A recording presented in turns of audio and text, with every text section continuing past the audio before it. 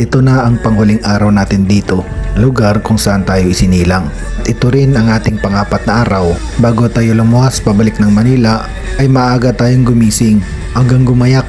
Dahil hindi lang parents natin ang pinunta natin dito, kailangan din nating dalawin ang ating mga ninuno, yung mga naging bahagi ng ating pagkatao, yung naging parte ng ating buhay mula nang tayo naging bata hanggang sa kasalukuyan. Sila yung mga taong naging parte ng ating buhay, naging parte ng mga pagsubok natin hanggang sa kasalukuyan. Sila yung mga nagturo sa atin ng mga bagay-bagay at sila rin ang dahilan kaya naging buo ang ating pagkatao. Sabi nga ng mga matatanda, yung mga naunang tao, lagi nilang sinasabi kung ano ka sa kasalukuyan at sa susunod pang mga panahon. Kung anumang bagay ang narating mo sa mga susunod na panahon ay dahil yan sa mga taong umubog ng iyong pagkatao. Sila yung ating mga ninuno. Kailangan nating lingunin ang nakaraan.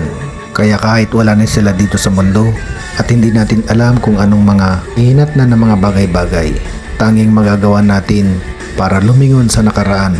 Dalawin sila kung saan sila nakahimlay.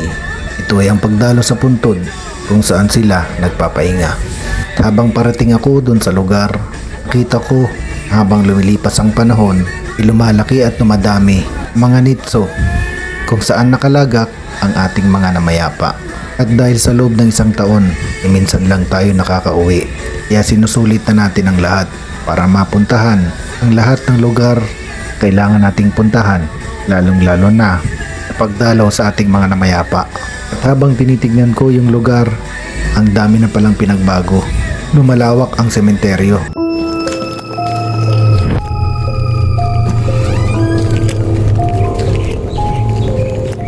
At pagbaba ko ng sasakyan, una kong pinuntahan ang lugar kung saan nakalagak ang grandparents mula sa side ng aking ama. Medyo malinis naman yung lugar kung saan sila nakalagak. Kaso nga lang, napansin ko, madumi na ang lapida. Halos di mo mabasa yung mga pangalan. Hindi talaga ito maiwasan, lalong-lalo na kasi hindi pa na semento at tanging grills lang ang nakapalibot dito. Kaya sa paglipas ng panahon, hindi talaga maiwasan na madudumian ito. Marami na kasing mausoleyong nakatayo kung saan nakalagak si lolo at lola. At para mabasa ito, naisipan naming gumawa ng paraan para malinisan. Saktong-sakto naman na may poso dito sa mas malapit.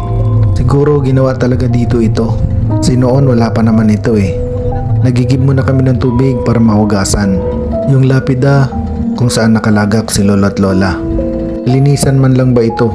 Na kaming dalang mga panglinis, kaya naganap na lang kami ng plastic na bote na walang laman. At yun ang ginamit namin para malinisan ang lapida ng ating grandparents. Ito lang ang natatanging paraan para makabawi tayo. Yung bang alagaan ang mga bagay na naiwan nila bilang alaala. Alaala sa lahat ng kabutihang ginawa nila sa atin kung sila ay nabubuhay pa.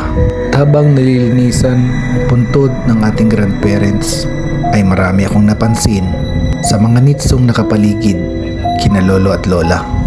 At yun din naman ang napansin ng kapatid ko ito sa lugar. Or Carolino. Ito, Carolino. Hindi naman kami dito sa dito. Hindi na kami gaanong nagtagal doon sa lugar kung saan namayapa sina lolo at lola.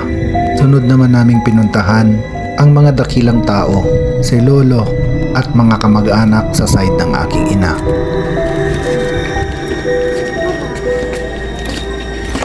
Cardona.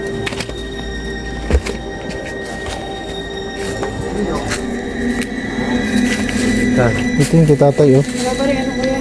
Ito, hindi pa rin nalagyan. Paano nga? Diyan sa baba. Napansin ko na medyo malinis yung mga lapida ng bawat nitso kung saan nakalagak si lolo at iba pa naming mga kamag-anak. Di kasi kagaya ni lolo na nakabaon ang nitso. Pagkatapos noon, di na ulit ako nagtagal. Inalaw ko rin ang puntod kung saan nakahimlay ang aking pinsan. Kaya yung pangalawa sa pinakamatanda, mag-anak ko sa aking ina. Di ko malimutan, si siya ang kasama ko noon. Una kong punta sa Maynila.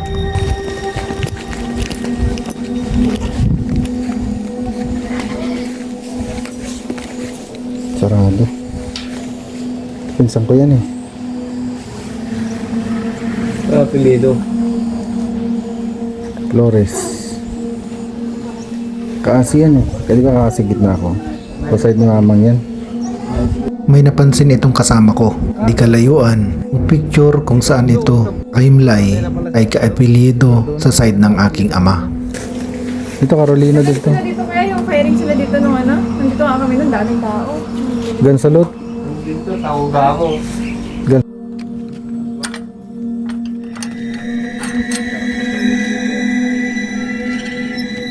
Pagkatapos nun, sunod ko naman pinuntahan ang pinsan ko na namayapa din, side ng aking ama.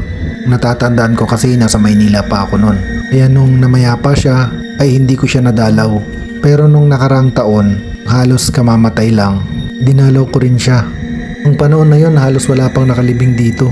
Isang taon lang ang lumipas, halos ang dami nang nakalibing at ang dami na ring mga templo o mausoleo. Halos katabing sementeryo din ito kung saan siya nakalagak, pero private nga lang. Gladys.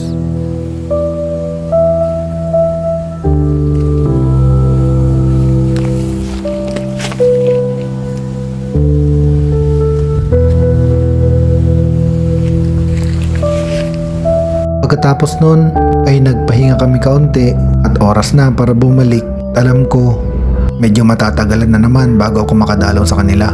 Naging ugali ko ito tuwing taon-taon. Sa tuwing makauwi ako ng probinsya, hindi ko nakikalimutang dumalaw sa kanila.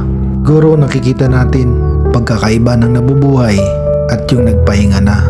Basta ang sa akin, ano't anuman ang mangyari at anuman ang maging sitwasyon. At tuwing uuwi ako ng probinsya at may pagkakataon, pipilitin kong dumalaw para maalala yung mga bagay at sariwain yung mga bagay at mga magandang alaala na kanilang iniwan. Yun bang nagbigay ng magandang ambag sa iyong pagkatao upang mabuo ka at parte ng iyong pagkatao.